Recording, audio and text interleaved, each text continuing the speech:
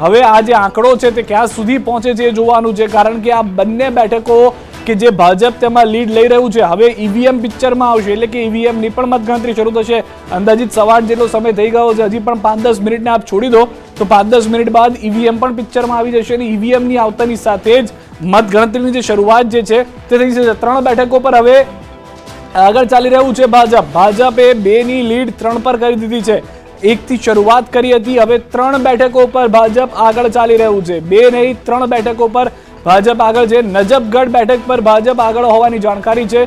નજફગઢ અને નવી દિલ્હીથી કેજરીવાલ પાછળ ચાલી રહ્યા છે. પ્રવેશ વર્મા કે જેઓ તેમના સાથી મિત્ર હતા તેઓ હવે તેમની સામે છે અને સાથી મિત્ર હવે સામે આપી રહ્યા છે ટક્કર. કેજરીવાલ શરૂઆતમાં પાછળ ચાલી રહ્યા હોવાની મોટા અને મહત્વના સમાચાર હાલમાં મળી રહ્યા છે. 3 બેઠકો પર ભાજપ આગળ ચાલી રહ્યું છે, જેમાં નવી દિલ્હીથી કેજરીવાલ પાછળ ચાલી રહ્યા છે. ભાજપના ઉમેદવાર પ્રવેશ વર્મા, તેનો મતલબ એ સ્પષ્ટ છે કે આગળ ચાલી રહ્યા છે. ભાજપના પક્ષમાં પહેલું, બીજું ને ત્રીજું વલણ. હવે એક આંકડો આમ આદમી પાર્ટી માટે પણ સારો આવ્યો છે. આમ આદમી પાર્ટીએ પણ પોતાનું ખાતું લીડથી ખોલાવ્યું છે. હજી સુધી આ મત ગણતરીની શરૂઆત થઈ છે, હજી સુધી વલણ જે છે તે આવી રહ્યા છે. એક પણ પાર્ટીની જીત સુનિશ્ચિત નથી કોઈ પણ એક બેઠક ઉપર, પરંતુ જે 4 બેઠકોના વલણ છે તેમાં 3 બેઠકો ઉપર ભાજપ હાલમાં આગળ ચાલી રહ્યું છે. 1 બેઠક ઉપર હવે આમ આદમી પાર્ટી આગળ ચાલી રહી હોવાની જાણકારી છે. જેમ જેમ મતગણતરીની આ શરૂઆત આગળ જતી જશે તેમ તેમ રસાકસીનો માહોલ છે, કારણ કે સૌથી પહેલું જે ચોંકાવનારું આવ્યું હતું વલણ તે હતું કે કોંગ્રેસ આગળ જે મનીષ સિસોદિયા પાછળ ચાલી રહ્યા છે. હવે 3 બેઠકમાં ભાજપ આગળ છે, જેમાં કેજરીવાલ પાછળ ચાલી રહ્યા છે, મનીષ સિસોદિયા પાછળ ચાલી રહ્યા છે. એક સમયના ડેપ્યુટી સીએમ અને એક સમયના સીએમ બંને ચહેરાઓ જે છે તે હવે પાછળ ચાલી રહ્યા છે. દિલ્હીના પરિણામ ચોંકાવનારા હશે કે કેમ એ પણ મોટો સવાલ છે. જે એક્ઝિટ પોલે ચોંકાવ્યા હતા આંકડાથી, તે રીતે પરિણામ ચોંકાવશે કે કેમ તે પણ એક સવાલ છે.